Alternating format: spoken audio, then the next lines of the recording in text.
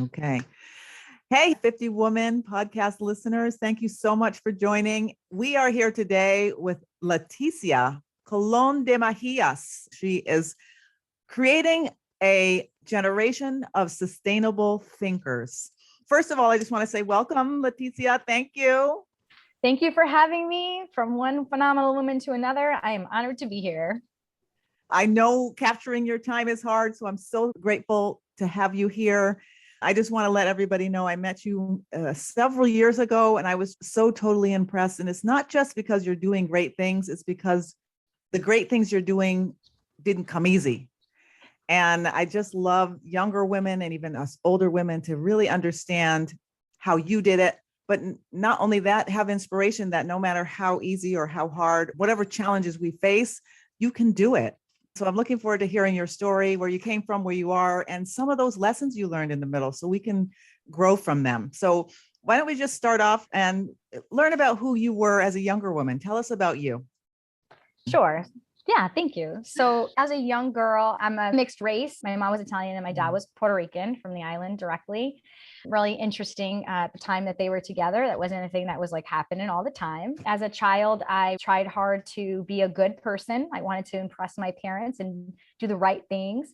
I was very friendly, outgoing, talkative, and extremely inquisitive. That has never failed me. I always wanted to know the what, why, and how. Probably drove my parents crazy. I was lucky enough to have parents that were both school teachers by trade. And so they didn't mind to dig into the detail when I would ask them, why does the sun work? Or where do plants come from?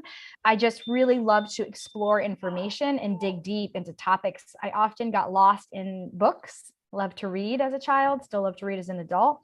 I was really fascinated by concepts of societal impacts. I was fascinated with things like the Holocaust. The way Native Americans were treated was something I was concerned about, and slavery. I always had an eye on being concerned about why humans treated other humans like they weren't humans. This was something I could not understand as a child. Do you think all of that curiosity came because of your parents' influence? That was just your nature? You were naturally, I think you mentioned it, but I'm wondering what influenced what? I was naturally inquisitive. I was blessed with grandparents who were very much involved in my life. My mother's parents spent a lot of time with me. They were from Italy and they were really into growing their own food, curing food, storing food, cooking things freshly. They were really into organics when organics wasn't a word, Right. So they were into foraging for mushrooms. And I think that direct immersion in nature and hands-on learning just sparks inquisitiveness. And I think that science-based approaches to things, my grandparents never called it science, but it was, right? If you're preserving food or you're growing something or you're learning about what type of mushroom is safe to eat, what isn't, or why beans grow on a pole better, it is science. Science is life, I often say. And when you expose a child to that hands-on type of learning, it just turns their brain afire and they just want to keep learning more and more. Yeah. And you're hitting on 2 points that I think I'm learning a lot lately, is that when you're young, influencing the younger you influence, the more powerful it has. It just becomes part of who they are, for the better or for the worse. It can go either way. And there was something else that you sparked in my head, but I can't think of it. Oh, and the other thing that I learned from hearing a lot of different stories is that the influences you have can either become your superpower or your nemesis. Beautiful word. Yes. So I love that you shared where all that came from. And this is a perfect time for us to hear who you are now, what you do, what you're passionate about. And then we'll go back and learn what made all that happen, where the turning point was. Sure. So who I am now is such a hard thing to define. I do a lot of things. So when people ask me, what do you do now? Oftentimes my answer is whatever I want. And that's pretty true. I'm at a place in my life where I am blessed enough to have done so many things as a young person and have so many mentors and outlets. I like to frame as superpowers, that we each have these hidden superpowers deep within us. When we explore those superpowers, we can bring them out and they can become our life. My superpowers today are I write books. I write reports, I write comic books and graphic text. I teach kids and adults about energy and the environment. I teach about law and civic engagement. I seek to spark joy and passion in everyone I meet And I still want to learn as much as possible and share what I know, because this is the warrior way. I try to defend and protect and speak on things that matter to humans and nature, a warrior for people on the planet. I work in the clean energy industry, employing 27 people in jobs that are writing policy, installing energy saving measures like air sealing, insulation, energy audits, solar energy, electric mini splits. I create educational content and do workforce programs across the nation to work on public policy.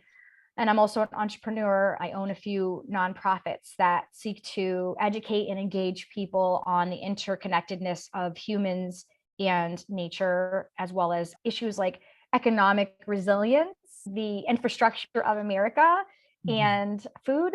All these areas are areas that I work in. Do you believe that if we implemented and really started taking hold of a lot of these energy efficiency, environmental measures, do you think that we can really turn things around? 100%. Yes. I 100% believe that anything is possible when we work together. That the only thing that is holding us back locally, nationally, and internationally as a world of people who breathe air and drink water and have red blood inside of us is that we are confused as a nation and as a world. There is this false sense that we are not connected. This false reality that you, Julia, are different from me, Leticia, or that I am different from President Trump or President Biden or Kamala Harris. When in reality, we are literally just human beings that have the honor and privilege of walking the earth at the same time as one another. And it's a blessing every day to get up and take a breath and be able to breathe, drink water, eat food, and experience this world that has been created by whatever created it. No one can really say definitely and certainly where we are, who we are, where we come from. We have theories and hypotheses, right? But at the end of the day, we know that we are here and should take advantage of this opportunity. If we had more gratitude for things like life and the opportunity to become whatever we want, we would be much happier and more engaged in opportunities. So I think that we could build clean energy systems that work. I do it every day. I know it works. We could draw down energy demand by 30% just by paying attention to how we're utilizing the resources we have in our homes, buildings, businesses.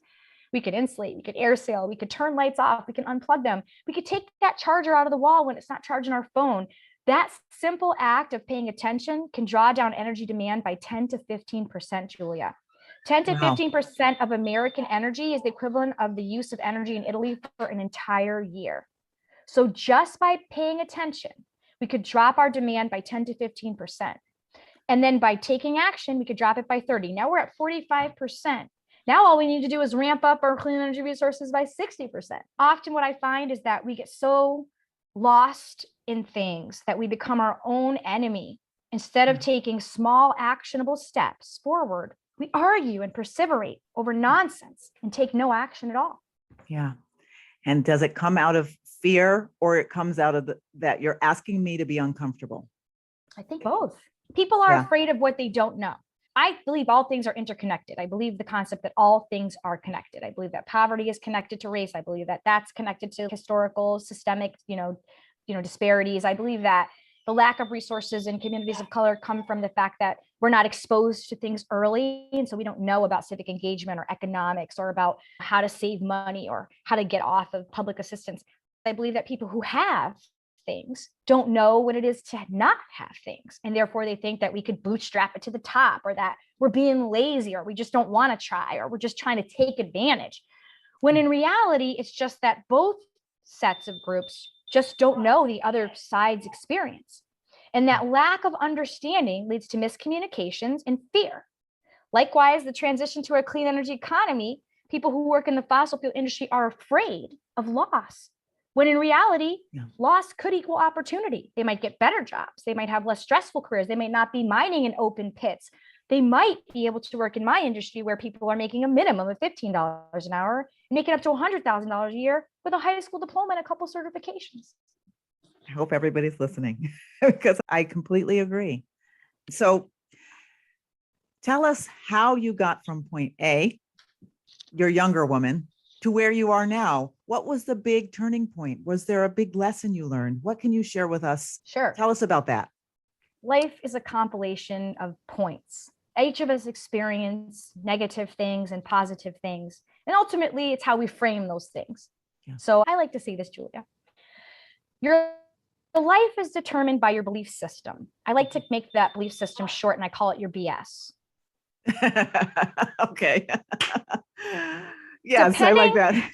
Depending on your BS is the framework you're working through, right? Mm-hmm. So if your belief system, your BS is that I am not good enough, or I cannot be successful, or if your BS is it's easier to stay on Section 8 and get this check because I have this kid early versus I'm going to make a career path for myself and I'm going to choose to do whatever it is I want to define myself as, for example, then that's the life you live until you get sparked or awoken, as these people are calling it these days. I'm woke, right? Yeah. Yep. Well, sometimes you get woke, right? So I was really lucky to have, my father was a fire walking instructor. So I've been walking on fire since I was like about 7 years old. Okay. This type of thing, it does something to your brain. It tells you all things are possible. Wow. When you conquer the fear of fire as a child and you learn to walk across hot coals, when somebody says to you, you can't do that, my brain responds, no, you can't do that. I'm about to do it right now. Watch me.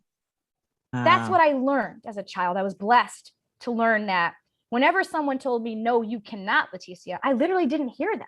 My response in my brain was, no, you cannot. The framework. And I say these 4 things to people. One is there are 4 T's of life: time, talent, tenacity, and teamwork. If you apply those 4 T's to anything, you can do it. Even if you don't have the capacity, like last year I was in a wheelchair and I couldn't walk, but I had people who could. I used that teamwork and my talent of coaching to tell them what I wanted them to do. They implemented it without me. So that I was able to do it from a hospital bed. Right. Likewise, if I didn't understand the concepts of time, you set the time aside for yourself. You say, I'm committing this time to do this. I'm going to learn this thing. I'm going to develop this thing. I'm going to implement this thing. Whatever the thing is you want to do, you need time.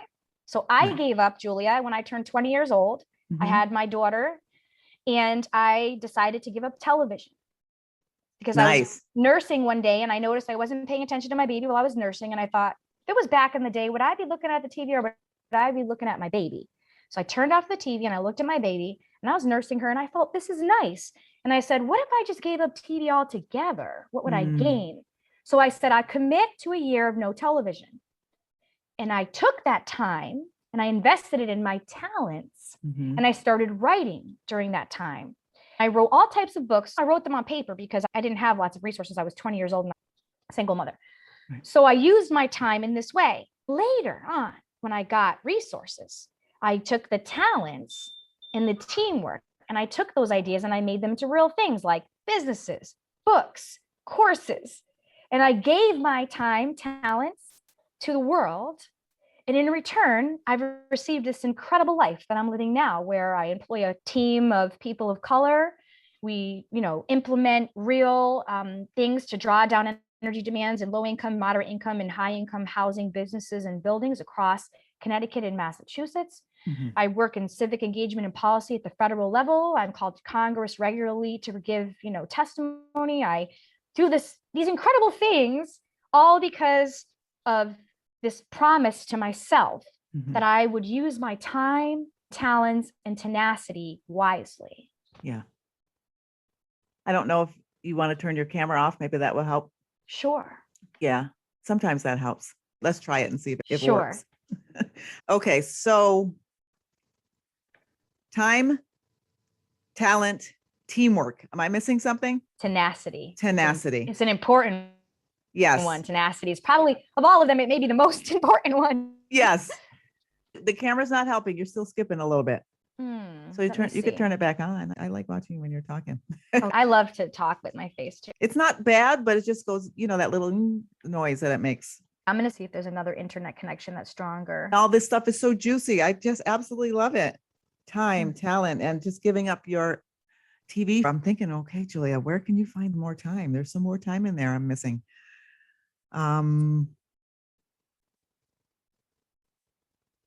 Is that better, Julia? so far. Let's keep trying Good.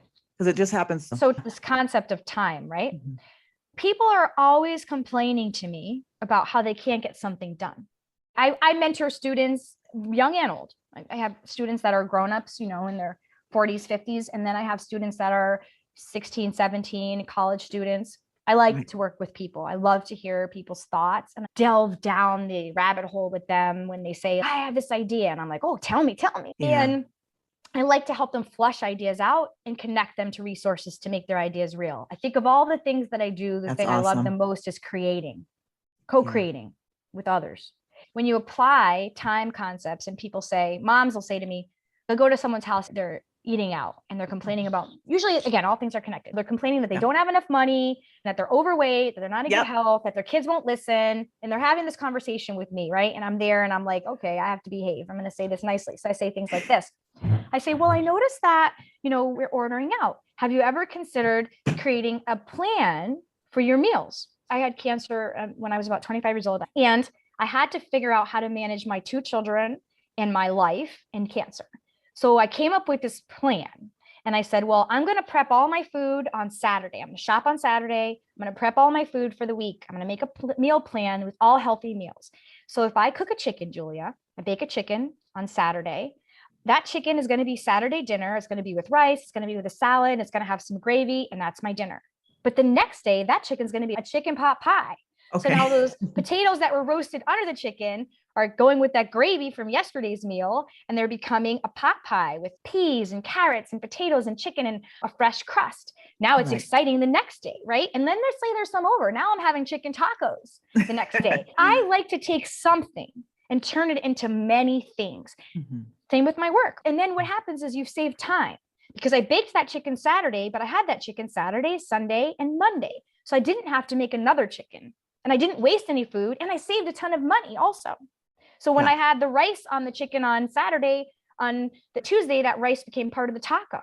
Now it's a burrito and there's chicken and rice and beans, and it's all going together, but in a different way. So these are the things I came up with to manage my life. When you give up screen time, mm-hmm. you have a double savings. You're saving on your energy bill. You're saving on your wasted brain cells. You're utilizing that time for yourself to increase your knowledge, wealth, or do something enjoyable, like rest outside or garden or go for a walk or think or express yourself with a friend or loved one in a real, tangible way, a real experience. Life is meant to be lived in real life, in real time, not vicariously.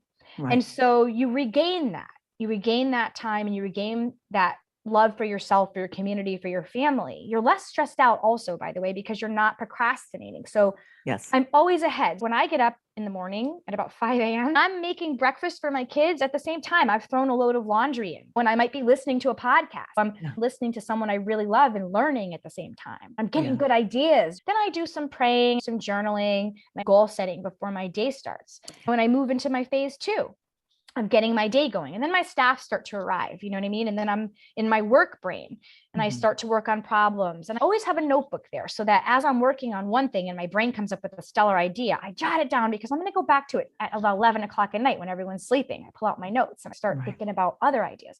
I've structured my life in a way that allows for flexibility so that I can be passionate about what I want, but still be responsible. I really believe in responsibility. I believe in fiscal responsibility. I believe in responsibility as a mother, as a community member, as a leader, and I believe in integrity and in keeping your word. But in order to keep your word, you've got to have some structure, because you can't keep your word if you don't have structure. Right. So I planned for you. You asked me a long time ago to do this interview. Well, in the back of my mind, while I'm doing other things, I'm thinking about this is coming up and I need to be prepared. So I schedule myself for 2 days before to look at the questions. And then this morning I scheduled in a half an hour to review them, so that I'm ready to be present in the moment with you. Yes. Right. Yes. To be paying attention to you and in your audience, and to be present with you. And likewise, later on, when I meet with a student, I will be present with them in their moment. Yeah. You know what I mean? Yeah. I love that. Does that make sense? Absolutely makes sense. Or else you're in this moment thinking about the next one because you're not ready for it. Yeah, yes. And then you don't do anything right. Everything falls apart. So yes. Ultimately, what I see is a lot of really frazzled Americans, mothers, fathers, grandmothers, everyone. And it's because we're living this false reality whereby we think that our screens should dictate our lives. And I look at the smartphone idea, for example, like who wants a smartphone? I want smart kids, not smartphones. I want smart friends. I have a rule at my house. My rule is that when you come, you have to leave your phone at the door. Really? So visitors, not just family? Oh, yeah. So I say welcome, because you silence your phone or put it away because I'm taking time and I'm sitting with you, right? I could be doing something else. And my expectation is that you should do the same. So I say, put your thing aside and let's engage in this moment together. And then at the end, you'll have plenty of time to look at your phone. And sometimes people want to take pictures. That's the hardest part, because if you come to my place, it's an immersion experience. There's a wetland park, there's zip lines, there's tree houses, there's butterfly gardens, there's a art barn with 2 floors of, hands-on activities. It's an immersion experience. People want to they immediately go like, oh, I want to video this. Oh, I want to take a picture. So I say, let's go be doing this thing without that. And at the end, you can do whatever you want. When our experience is over, if you want to go back and recreate that on photo, on film, but I want to engage in it right now with you. You need 2 hands. You can't go on a zip line. You can't create art. Right. And I want you fully present in this moment. We can spark your warrior way, and you can't spark it through that lens. Right? Yes. So that's what we're suffering with, is this need to video and document every second of our lives and then share it. And what happens is we're not actually experiencing it. Yes, absolutely. You've got a nice picture of it. But you didn't experience it. Like the graduations, I see parents at graduations and they're looking through their little lens instead of looking at their kid. And then they're trying to post it right there instead of having dinner. Like you're at dinner and they're trying to take a picture of the dinner, and this isn't a good enough picture, and let's take another picture, and they're trying to post the picture, and then they're trying to reconnect the internet, and suddenly dinner's over. You've missed the joy of that moment, that real tangible life moment. Instead of creating a fake moment, just enjoy the real moment. Yes. And relive it in your own head and verbally with each other when you get back together. The reminiscence of that. So think of your childhood, Julia. Like I think of my childhood, and when I tell my kids stories and I say, this one time we climbed up to the top of this train trestle and we jumped into the river. And my kids are like, what? Like, who was there? Like, nobody. Our parents were working. Like, there was no phone. We weren't taking no pictures. He just jumped off that tree. And I think about even like nature. Like when I was a kid, I would go outside for hours by myself. Nobody knew where I was or what I was doing. I was just experiencing life. And it's given me this passion for life. I look at these kids today, and I look at these 20-year-olds and even 30-year-olds, even 40-year-olds, my friends. They're at my home and they're lost in their phone, just looking at past things or things that other people did. And they're wishing that they were doing those things. And I'm like, well, then let's shut that phone off and go do those things. Open up our computer right now. Let's log in. Let's create a plan to go to that cave. Let's go next weekend and let's go cave exploring in that exact cave. Let's go see what it's actually like. I realized this was a real thing when I saw a book in the library teaching parents how to get their kids to like being outside in nature.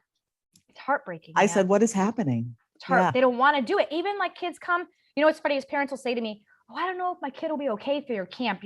All they do is play video games. I say, leave the kid here one day with me. And they come back and the parents sometimes cry. Parents are like, Leticia, you have no idea. My kid is telling me about the interconnectedness of water to energy, to life, to cellular exposure. Like they're 7. And I'm like, they're smart. You just didn't know it because we have this false reality. We're in a restaurant. It's going to be 5 minutes before we see a restaurant person. And we automatically hand this child a phone or a tablet. And what does a child do? They go into that tablet and they turn off. Are they paying attention to how you got to the restaurant? No, they're looking at their tablet. They don't know any self-direction. They have no sense of direction. You get there, they don't know what they want to eat because they're worrying about getting back on that tablet. So they're like, get me whatever. And everybody's whining and crying in the restaurant. They want to watch a video. They want to do a game. They're snippy with their parents. And I do this thing where I don't allow that. They have to leave their stuff in the car. My rule is we carry a bag. It's called a switch it off bag. There's notebooks, there's crayons, there's pencils, there's markers, there's dominoes, and there is a hacky sack and a Frisbee. And they can put books in there if they want. Like if they want to bring a different book than what I've chosen. And what we do is when we sit down at the table, they can either talk to one another Mhm. or they can take something out of the switch it off kit and get busy. You don't know how many people in restaurants walk up to me and say, "What are your children doing?" I say, "Writing, reading, and drawing. This is the warrior Did way." somebody actually ask you that? Yes, They ask 100%. you? Yep. Oh Maggie my goodness. McFly's 2 weeks ago, we're sitting there, my granddaughter and I, and they said, "I've never seen a child so well behaved." She's 6. And I was with my other kid, she's 12, and I had a 14-year-old with me. And Yeah. they said, "Boy, your children are talking and they're interacting and they're laughing." I said, "Yeah. Do you know why?" The mom was there with her kids and they all had tablets at the table. And Mhm. I said, "Turn off the tablets and they'll look at you and talk to you." She Yeah. says, "Well, they're going to have a fit." This is true. They might have a fit. You know what you say? No. My answer is no. How about that? No, you can't have that until you've done this. So what Yeah. I say to my kids is, how about we do something else for an hour? We'll set a timer. And when the timer goes off, if you still want to use the tablet, then you can use the tablet for 30 minutes. Yeah. Take It's an like hour doing everything this. else. It's like everything else in our lives. There's boundaries to everything. There There's a used to time be. limit to everything. I There mean, you used to don't take be. a shower for 7 hours. Or you could call it balance, right? What you're doing is switching off the electronics to turn on and empower your most important tool, which is your brain. If you want to empower yourself, your community, your family, turn off those things. Use those things as tools. So Yeah. if I want to draw a brain, Yeah, I'll look at that. Oh, I look at a picture of a brain. Yep. I might print it out so I'm not tempted to continue looking at things down the rabbit hole. I print Yes. out a brain, or I snap a picture on the phone and I hold it on the phone so I'm not on the internet. Yeah. I show it to the kids and I say, "This is the brain. We're going to draw this brain." Yeah. Then I say, "We're going to use Sharpies and spray alcohol and watch diffusion." It's going to go from deep areas to areas where there's less. And I Yeah. say, "Where else does that happen? Give me an example of where else does that happen." And they'll say, "We'll look at a cup of water and we'll drop food coloring in and we'll say, oh, it's most concentrated and now it's going to the point of least concentration." Then we'll Right. do it with something else like a piece of paper or a piece of fabric.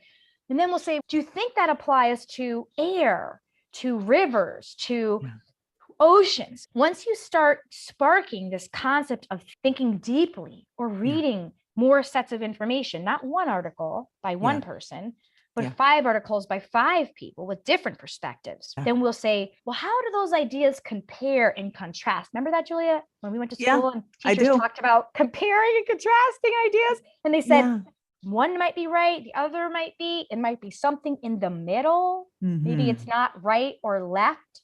Maybe it's in the middle. Maybe it's not red or blue. Maybe it's red, white, and blue. Yep. Maybe concepts are interconnected, and it's us humans who segment things. Absolutely. And chunk them up and silo ideas. And then when we silo things, what happens, Julia? They're separate. Yep. And then we don't feel like we're connected any longer. Yeah. And there's this false reality and fear that fills those gaps. Fear and hate fill those gaps because the lack of compassion, which comes from understanding someone else. You have compassion when you understand. Yes. Yeah. And understanding doesn't always mean agree. No, you don't have to agree. Exactly. You just have to see it from another perspective. Sometimes I tell kids, we're looking at something this way, like landscape. And I'll say, let's try it this way. When you fold it and turn it, that same concept can fit somewhere else. Maybe we'll trim a little edge off this piece of wood and it will fit here. The same thing with our ideas. Like if we think about energy and people don't want to use coal, coal's the evil thing, right? Now coal's evil. Then oil was evil. Then gas. Now natural gas is evil, right? But guess what, Julia? Guess where electricity comes from? Coal, oil, and natural gas. So why are we electrifying everything? What we should be doing is drawing down demand, doing less with more. And ramping up resources that are renewable, like solar, wind, and hydroelectric.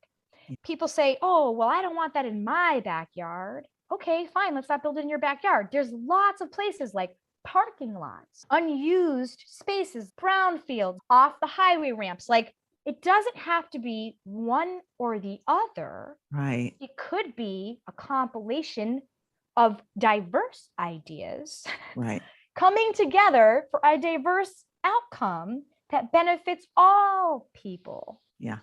Literally all people, All people. even those who might not be active in it, benefit. Even those who are still unaware and left in the dark, quite literally. So I want to ask you about the warrior way. Can you explain that to us? I'd love to hear what that is. Sure. So the warrior way is a concept that I came up with in honor of my father. My father and my grandfather, I should say, because really it was, a shared kind of thing that my grandfather and my father kind of taught me these concepts about interconnectedness.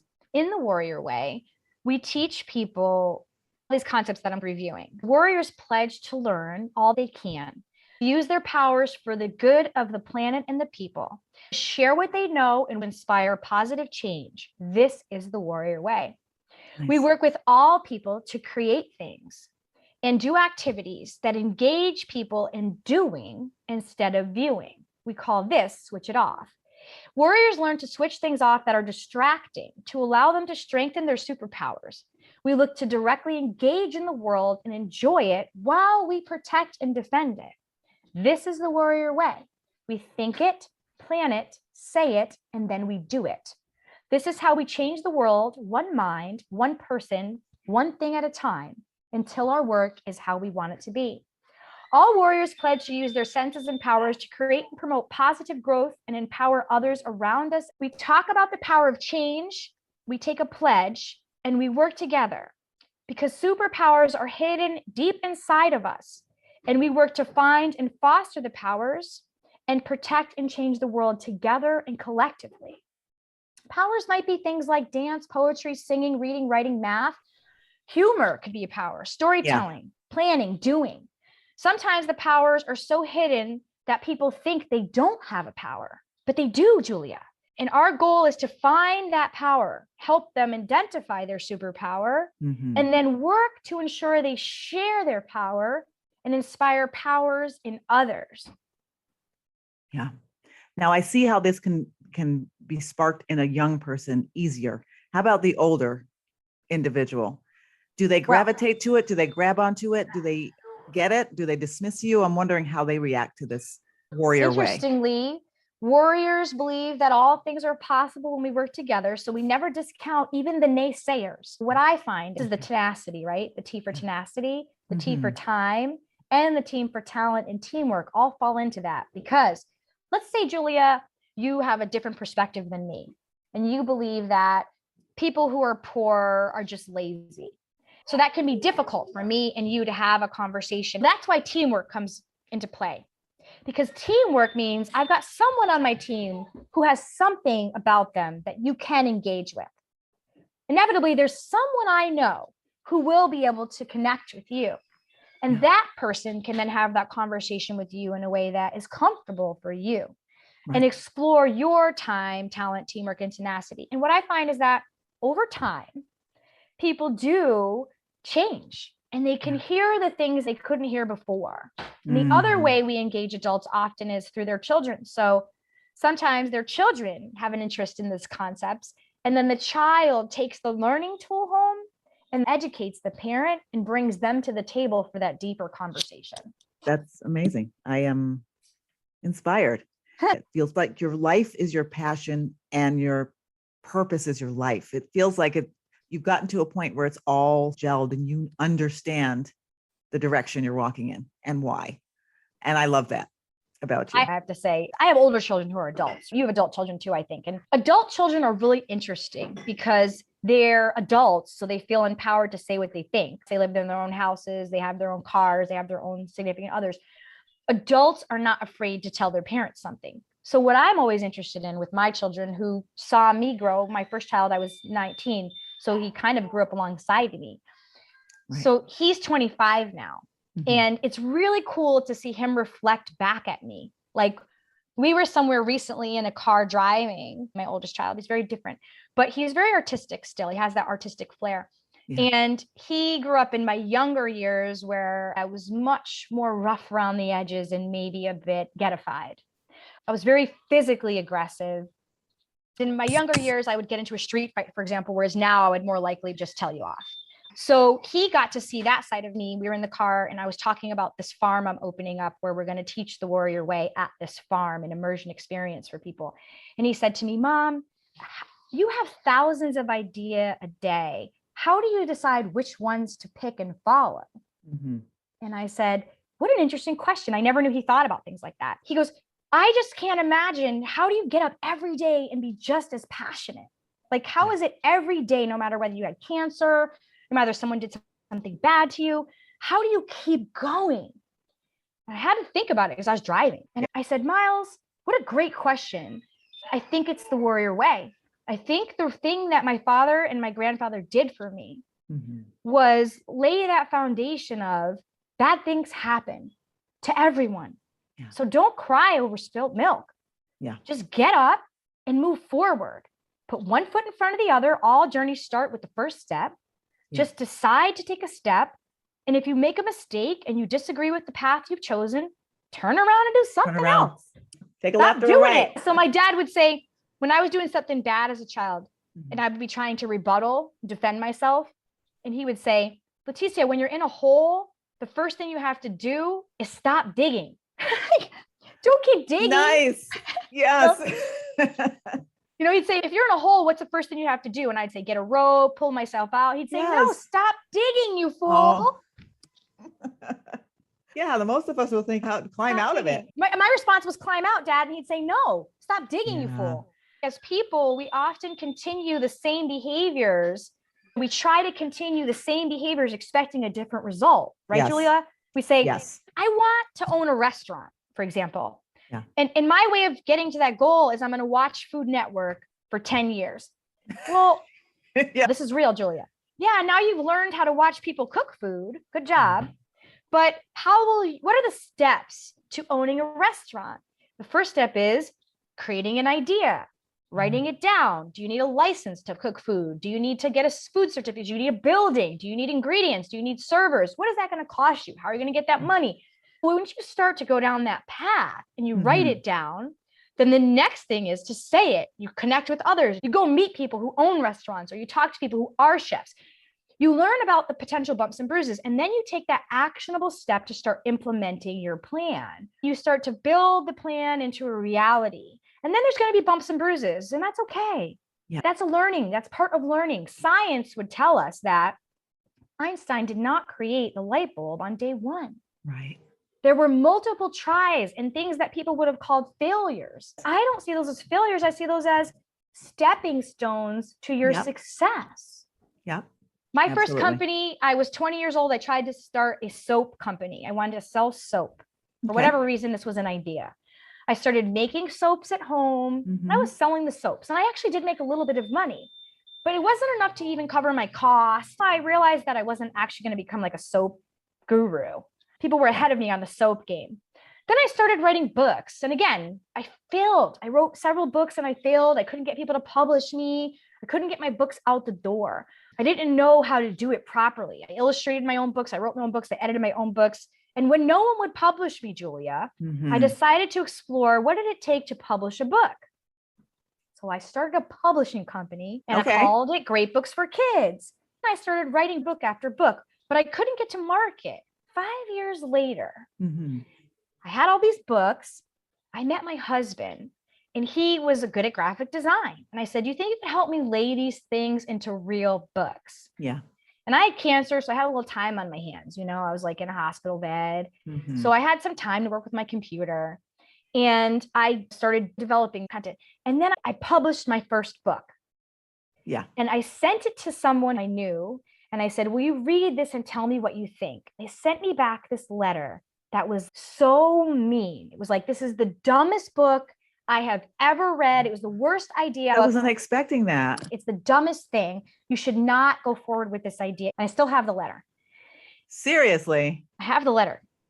So for months, I kept reading this letter that this man wrote me. Yeah. And I feel the warrior way coming on. I was reading this letter.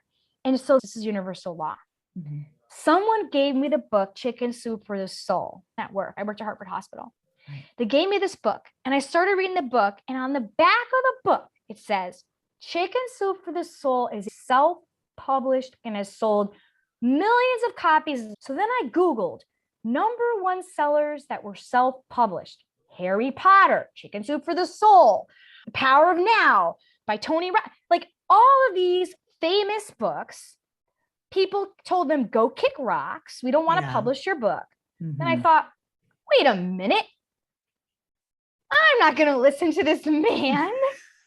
I'm going to do what I want. That's the warrior way. Yeah. And I moved forward. Now, that book was never a big seller. I got to be honest with you. It was Butterfly Rhythm, and it's never been my number one seller. Neither was Busy Bee, which was my second book. Neither was Hip Hoppy La Parade, which was my third book. Right. But guess what? My fourth book, De Niro the Frog Learns to Save Energy, has sold hundreds of thousands of copies worldwide. Woo! Pesky Plastic, which is the story of how water and plastic are very, sadly interconnected. Mm-hmm. That book is an international bestseller. It's in public school content. It's lifted people in Guatemala, Ecuador, South America, Hawaii. I was on National Geographic on Earth Day talking about my book alongside one of my heroes, this man in Hawaii who created the movie Message in the Waves with BBC and NPR. Like, I got to be with my heroes on Earth Day on a live television cast for National Geographic because of this book that if I had listened to that man would have never been a thing. Right. Yeah. Tenacity. Yes. Time. That's tenacity. Talent. Teamwork, because I involved my husband. At the time, I had a roommate living with me in my very small 2-bedroom house because I couldn't afford it on my own. So a roommate from Hartford Hospital, Travis Kimball, helped me write some of my books. When I would get writer's block, I'd say, I'm stuck on this line. We'd brainstorm together, It's all human interaction, right? If I had just been alone with my headphones on my computer and never engaged with others or not had trust to reach others, I would have never filled that gap with those ideas. I would have never been inspired by Travis's ideas or my husband's ideas, or even my children give me ideas.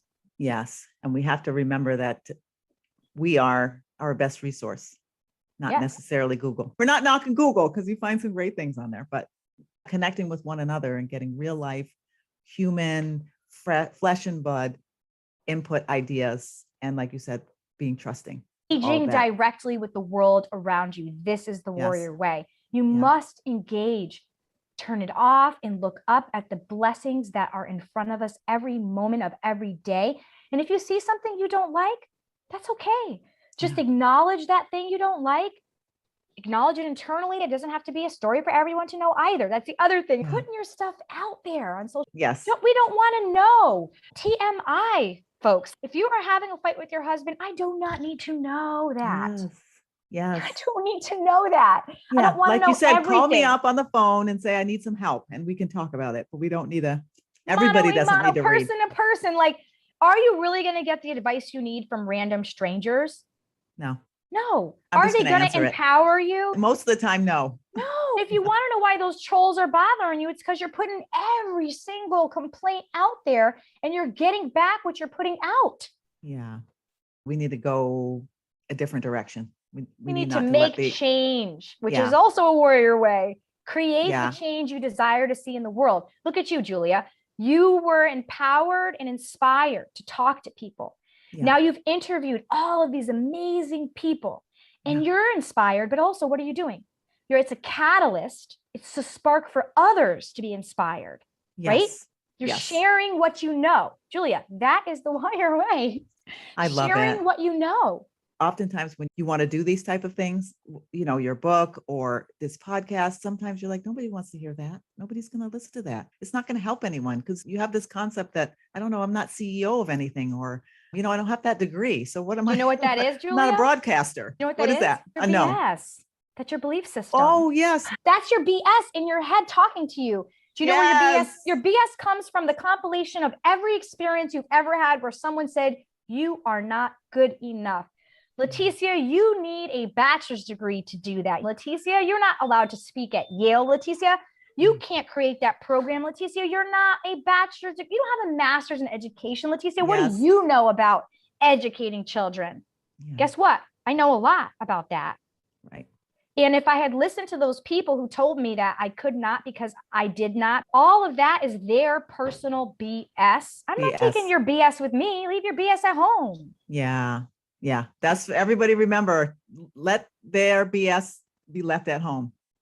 I when you hear that voice that says to you, Julia or Leticia, you cannot do that thing. Your response to that voice should be, no, you can't do that thing. I'm about to go do it right now. That's right. Watch me now. Yeah. Watch me. Watch me now. You just sit right there and watch me. Yeah. Stay right there. Be comfortable. Watch me do it now. That's right. Yeah. Turn the show on. I want to be respectful of your time. So I have a couple of more questions. One is, I am dying to know, because it sounds like as you were growing up, you don't have a lot of regret, which I think is great. But I'm wondering if, looking back, if you were to meet yourself as a younger woman, what would the one piece of advice you would give her?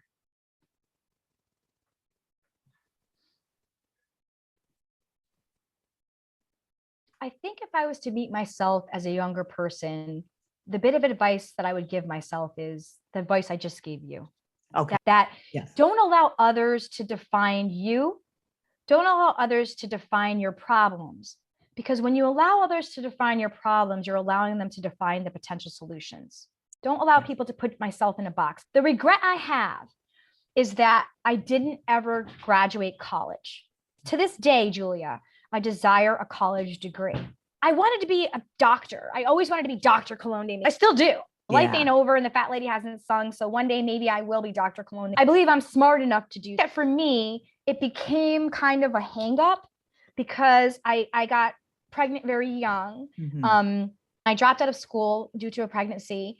And then I never found the time because I was always giving to others. I was always giving to my children, giving to the community, helping other people go to college, helping other people study, watching my friends' kids so they could enroll in programs, having other children, adopted children, and I raised foster kids. So I was always busy doing. Yeah. And I really regret not having that paper for myself, not for others to validate me, but for me to feel validated. Okay. But I also kind of sometimes feel like that's my BS. So that's why I don't like drop everything to rush and, to go. Also, it's expensive. If college was free, I would do it right now. If Yale said, Leticia, come be a college student for free, I'd drop everything right now and go be a student at Yale. Like, it's my dream. I'd love to be a Yalie. I talk a lot about Yalies. If you ever hear me in the news or whatever, I always refer to the Yalies. I sound like a hater-rater. It's just hate. I'm just jealous of those Yalies.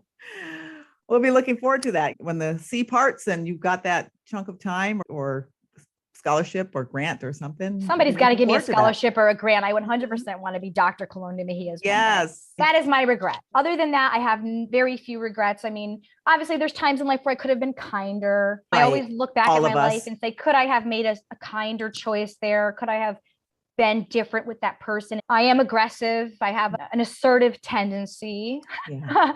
I don't tolerate nonsense. I'm very much Veruca in that way. I want it now. I think that's what balances it and allows you to use it for your benefit and for the benefit of others. Don't care how I want it now. Very Veruca. Yes. In that way, but not spoiled. I was never spoiled. I did earn everything that I have. And that is the balance, right? When you have to bootstrap it and earn what you have, it does give you a sense of gratitude. The other thing is I've been very sick my entire life. I have an autoimmune disorder that I was born with and was unaware of until adulthood. I spent a lot of my childhood in the hospital, in and out of medical facilities. I had my jaw broken when I was a young child and I had to have reconstructive facial surgery. My jaw was broken and my face was messed up.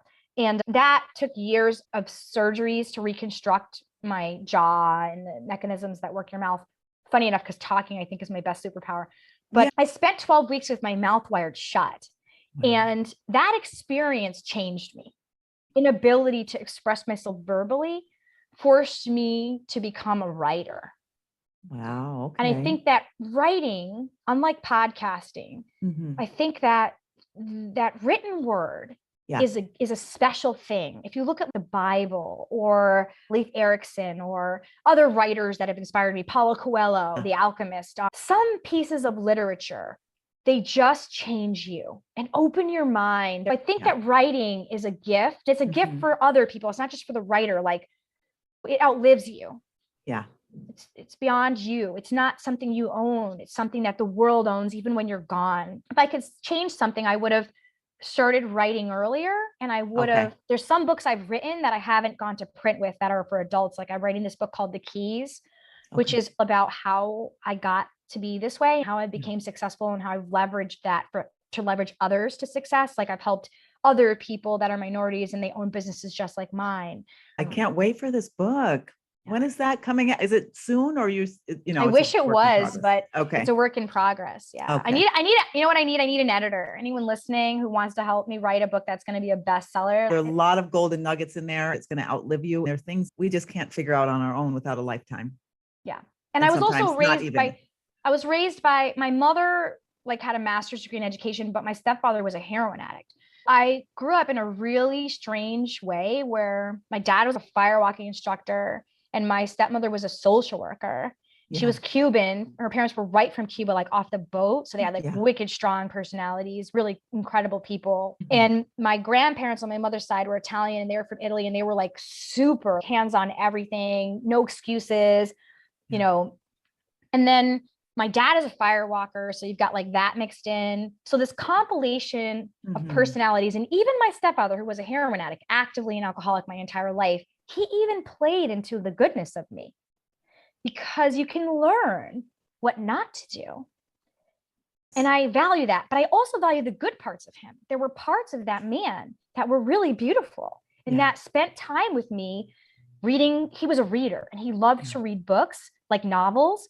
Yeah. And he would allow me to read his books. He would share the books. And so I read things like Swan Song, novels that were adult novels. When I was like in the 3rd grade, I was reading Stephen King and Peter Straub. And this type of writing really puts your mind afire. It makes you think outside of your local community. It makes you think about, like, they would go to Spain in the book, and they would be in France in the book, and they'd be in Egypt. And then I'd be thinking, like, what are those places like? Yeah. Living through novels. Yeah. And also the 2 more questions, but I just wanted to make this point and see if that's your experience. What I'm learning from hearing other people's stories who've had parents who had substance problems, or family members, gambling or whatever it is. Sometimes we think those people are just, useless. They didn't do anything for me, but give me a hard time. And through their hard time they gave me, then I got better. But I found that that's not the case. These are human beings who love you, who have talents and gifts, and they share what they can. Even those parents like me who think they're well adjusted, I probably messed my kids up a little bit here and there, but they really have given things that they're like, I couldn't have done it without them. But when you first hear, oh, she was an addict, you're thinking, oh, she didn't really do anything for you. But then you hear the story and like, they did. So I don't know. That's an awareness for me. Even in my family, people are valuable. Everybody has something to share. Everybody has a purpose. So I was in DC about 5 years ago at the Capitol. I was at a hearing and we were walking with a group of lobbyists and legislators, congressional leaders, to Rayburn Building. And there was homeless people everywhere in DC. We're walking and there's this man and he's sitting there on his little cart and he was selling books. And it was his own story. He wrote a book about himself and his life as a homeless man. He was selling the books for $10 a copy. I had $100 in my wallet. I walked over and I said, I have $100. I'd like as many books as I can buy. The people that were walking with me refused to stop. They were like, don't give money to homeless people. I said, I don't give money to homeless people. This man is selling something. And I'd like to support the fact that he's doing something amazing. I ended up having a 20-minute conversation with this man who was brilliant. I bought all these books and then I donated them to the library, and I kept one for my daughter who was doing a study on homelessness. So my ex-husband is homeless. So she was really interested in the concept of homelessness because her father willingly chose to live a life as a homeless person. So we're reading this book and it's all about why this man is homeless. I'm thinking to myself, this guy has so much to offer. How many people have we not interacted with that were this man in some other form? When I met her, she was homeless. She came to my home looking to draw a picture and make money. She was trying to sell me art. And I didn't have an interest in that, but I did have an interest in art lessons for my kids. So I invited her in, gave her a cup of tea and said, would you teach my children art? Each week I'll pay you whatever you want. You tell me how much and I'll pay you to teach them how to make this art you make. For a year, she came to my home and helped my children make art. And then she illustrated my book. She said, there's no way I could illustrate a book, Leticia. I've never illustrated anything. I don't know how to do that. Possible. It took me about 6 months to convince her that it was possible. And like I said, it's the best-selling book I have. She's also illustrated lots of other books since then for me. And now she lives in Korea teaching English at a school. That was her life's dream. I said, what is your life's dream? And then we worked for 3 years to get her there. So it took time, took talent, it took tenacity, and it took teamwork, but she got her dream and I got mine. So trading, right? Also, we should add trading because that's a T. Talking is one. We could have lots of T's. Think about this, right? So, but the point is that anything is possible. All these people had skills. The man who illustrates my comic books was a homeless man when I met him. He was living under the bridge near Hartford Hospital. He walked up to me and asked me for money. I said, I do not give people money, but do you have any skills or superpowers? He said, I'm an artist. I said, what kind? He said, I like to draw. I said, could you draw me something tomorrow? I will come and look at it. When I came back, he had drawn this incredible piece of art that I have actually, I own it today. And then he starts to tell me that he used to be the comic book illustrator for Spider-Man, but then he developed a drug problem and ended up living under a bridge. Now he's an illustrator and he lives in an apartment. He got medicated. He had a mental health issue, which was undiagnosed. He was bipolar schizophrenic. He had never been diagnosed properly. His family had abandoned him because they didn't want to deal with his self-medication. So they just left him and moved to Florida. Now this man is actively engaged in working. He has his own apartment. He mentors kids. He has become this flourishing African-American gentleman in Hartford. This couldn't have happened if I didn't take the time to acknowledge his, when he said, hello, I need money. I acknowledged him. Yes. We are all the same inside, Julia. And recognize that he was just a person, not a monster. I brought him home to my house. I asked my husband's permission. I said, do you mind if he comes over the house and takes a shower and has a meal? We can have a discussion with him about the Warrior Way and see whether we can potentially get him in a program to get him clean, to get him services, and to get him housing. And then my husband and I said, we'll split the cost of the housing at first until we can, you know what, sometimes someone just needs that hand. Yes. Not a hand out, a hand up, Julia. Absolutely. I believe that. Yes. Not a fish, but a fishing pole. These are theories that go beyond Christianity, that are part of Muslim, that are part of, Jewish belief systems. These ideals that I'm expressing are not my own. They are interconnected concepts of humanity and decency that for some reason over the last few years as a nation and as a world, we have been ignoring. Human nature is really to love, to help, and to serve. And when you do those things, it looks like this life that I'm living, which is a blessed life full of joy, happiness, engagement, kindness, and reciprocation. Believe it or not, people give it back. Maybe not the same person. It's not always the same person. Like it's not, someone else gives it to you. Wow. I am so totally incredibly inspired. I think I'm going to need to go back and think there's some fearlessness that's in part of the Warrior Way. Who's going to bring I'm going to bring the homeless guy in my house. My kids live here. I'm going to take a shower. Those kind of things start going through your head. Everybody acted like that when I started doing it. My family was like, what's wrong with you? Why are you taking in homeless people? Why are you letting people shower and eat your food? Why are you giving away your money? I had a lot of legislators say to me, Leticia, you don't understand money. To which I say, I understand money. I grew up extremely poor, where food was a commodity, where clothing came from the hand-me-down bin, and where I had one pair of shoes for the entire year. So I know what poverty is. I leveraged a $25,000 0% interest credit card to create the company that now makes millions of dollars a year. Wow. Everyone that works for me, with the exception of 3 people, are people of color who came from the same experience as me. Every one of them, Julia. So the other 3 are people who came from normal experiences where they had 2-parent households, where they didn't have to suffer or struggle. That's okay too. We're not mad at them.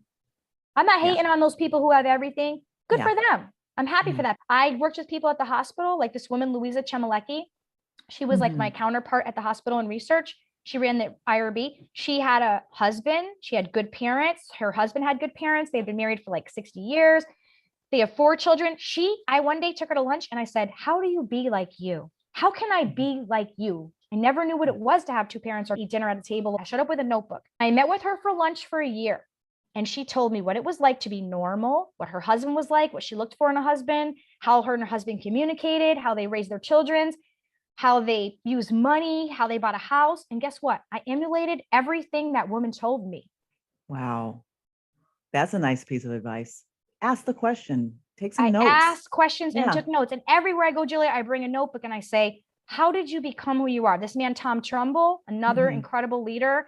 He used to be the head of the Catholic Community College Foundation in Hartford. Incredible man. Same thing. Took me under his wing. He met me for breakfast every Friday. He would give me an hour of his time for free and mentor me. I haven't paid for airfare, Julia, in 7 years. This man taught me how to use a Southwest Black credit card for all my business expenses. I have flown for free and gone and stayed at hotels with my entire family. I'm a mother of 7, traveling for free. Because this man, Tom Trumbull, taught me the basic concept of leveraging your credit, paying your credit ahead of time, paying bills weekly instead of monthly, beating compound interest, buying properties and renting them at reasonable rates to decent people. All of these things he taught me. He shared the information that he received as a privileged white man. He brought me into that circle and said, Leticia, you are smart. You can do these things and you can share these things with others. He shares with everybody, not just me. There are good white people that are rich. There are good Black people that are rich, just like there are good poor people that are Black and white. There is Latinas that are rich and poor.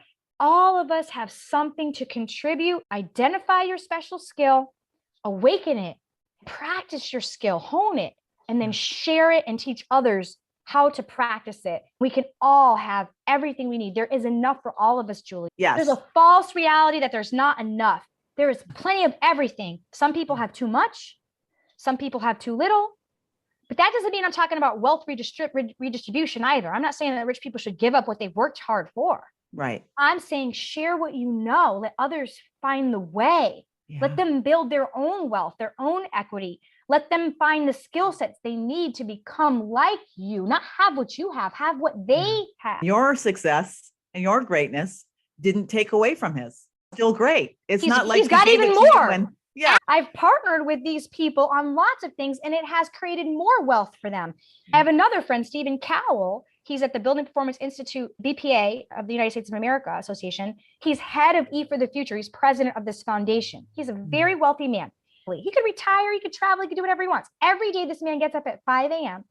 and works diligently to solve the problems of the world, to create clean energy economies, to educate people, to share his knowledge, wealth, to create jobs.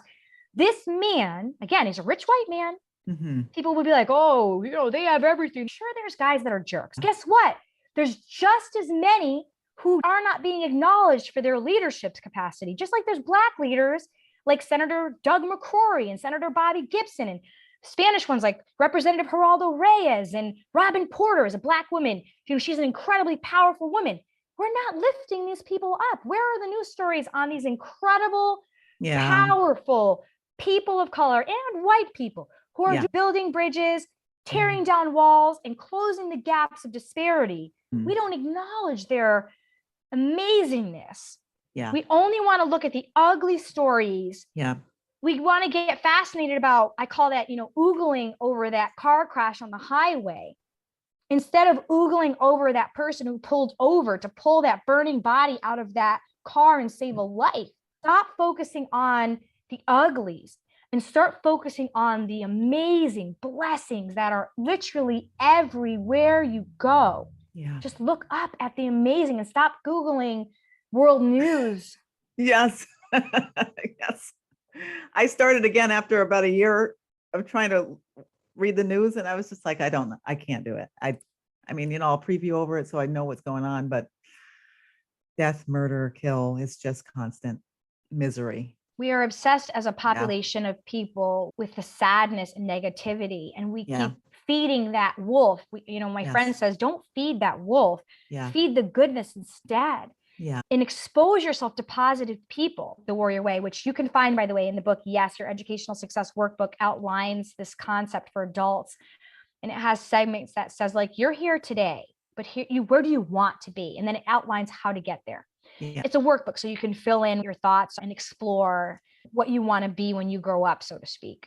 And mention the name of that again. I didn't called catch Your it. Educational Success. You can find it at Barnes and Nobles, Walmart, online. Any online bookstore has it. Your Educational Success. Okay. And that is like the introduction to the keys. And it basically says, what do you want to be? Where do you want to be? And how can you get there? Yes. It explains actionable ways to develop that path forward. I encourage anyone listening to say to yourself, it doesn't matter what you've done. It doesn't matter where you've been. And all those negative experiences, they do not matter. Yeah. If you want to rise up, let them go. They are weights holding you down. Let them go and be free of them. And instead, build yourself a set of wings and go wherever you want. Stop remembering all the bad things that happened to you and start building the things you desire to see. Okay. Now, is the workbook you just mentioned, the one book you would advise women to read, is that it, or is there another one? You mentioned quite a few that I'm going to take note of throughout our podcast, but is there one that you'll say, if you don't read anything else, of course your books, but if you don't read anything else, what would that be?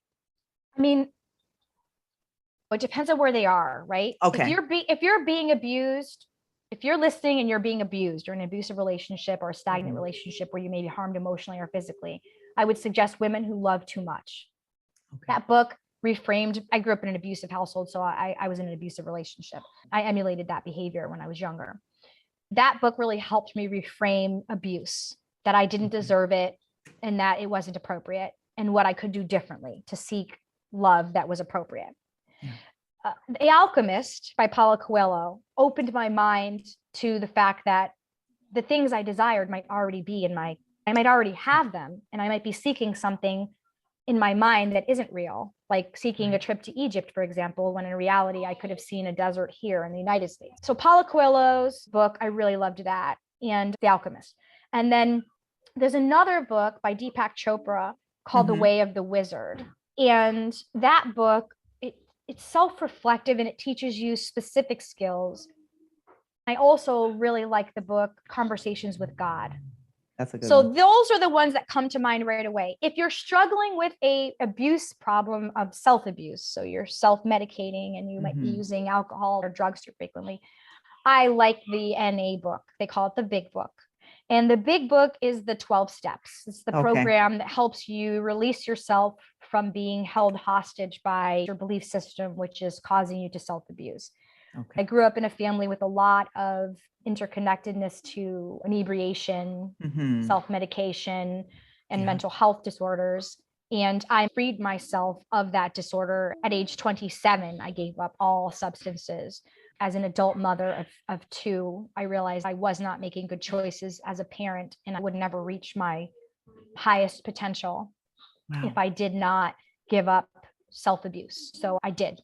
Eating too much or big things. Also, the Warrior Way teaches that concept as well. The Warrior Way teaches how self-love, or I call it the fifth element. Applying self-love liberally takes training. You have to learn it. If you were not taught how to be kind to yourself, how to love yourself, if you were not taught that you are worthy, then you have to teach yourself to be worthy, and that you have to honor yourself as a human. And there's so many people that their struggle really is just, in simple terms, that they've never been taught to love themselves, to value themselves, and to honor themselves. And the Warrior Way teaches children to honor themselves, and it teaches why we honor ourselves and how we honor ourselves. Please tell us and the audience how we can get in touch with you after this podcast. How can they connect with you? If they have questions, how can they reach you? Currently, I'm pretty booked solid on contacts, and I'm mentoring tons of people. That said, a lot of my material is available. I try to make things available for free. Online, you can Google Leticia Colón de Mejias, and you're going to find videos that I have out there that they can look and learn about, for example, like infrastructure for America or clean energy transition. Nice. I also have material for youth on Green Eco Warriors. It's GEW portal.org. On that portal, there's a lot of online books where I'm actually reading. So if your kid is not ready to read yet, you can go on Story Time with Leticia and click that button, and it will bring you to the stories, and I read them aloud quite engagingly, like I am here. Nice. It shows the pages and the words as well, like Reading Rainbow used to do, so that kids who can't read can learn to read. Okay. They can buy all the books and content. All of the graphic texts are Next Generation Science Standard Align, and they're made to spark children into action and civic engagement in the environment. And those books are available on any online bookstore. You can Google books by Leticia Colón de Mejias. The educational success book is that stepping stone to figuring out where you want to go next. I do have stuff coming out, so I am working on more material. If you're an editor or a grant maker, please feel free to come my way. I would love to get more material out there for people. And if I had additional resources, I could do so. You could try to contact me through Green Eco Warriors. You can email, and I have an executive assistant that does try to connect people when I have time. So I do about 4 youth a year. I do 1-year mentorships with young people. I occasionally take on an adult who is like a person of color who looks to seek to be in the clean energy industry. We're always hiring. So Energy Efficiency Solutions is my big boy company. You can Google EES Go Green. That company, we're always hiring people who want to work in the clean energy industry. We do train for careers. We're seeking people to be energy auditors, sales folks, installers, educators for the community, things like that. And I'm always building something new. I always say to people, write your ideas down. Don't give up on your ideas. If you don't reach me immediately, use that time, talent, tenacity to continue exploring your ideas. At some point, I believe that when things are meant to be, they come together. Thank you so much. I'm just thinking, when can I hook up with her again? I think she's so amazing. I have so much to learn, but I'm glad that you were here. You shared it with us, and there's so much growth. I know when I listen to it again, I'm going to enjoy learning over and over again and put it into practice. Just take the first step. So thank you so much for taking the time. And I look forward to hearing more from you, especially that book about your life and your career. So thank you, Julia. Blessings and joy. I love your show, and I'm so honored to be a part. So I hope everyone enjoys it, and I look forward to coming back someday. Thank you.